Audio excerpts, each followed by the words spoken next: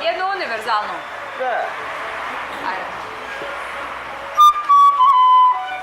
Evo vidiš, to je ono što je on propustio onda na Bradine poezije. A to imam na šesti mojo, a još nije umro od sramote.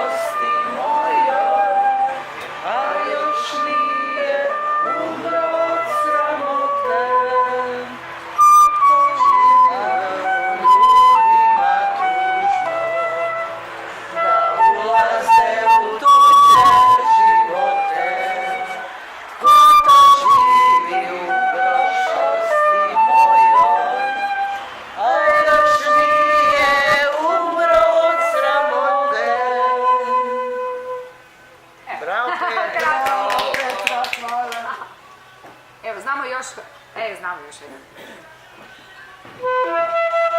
A bravo, ovo je dobro.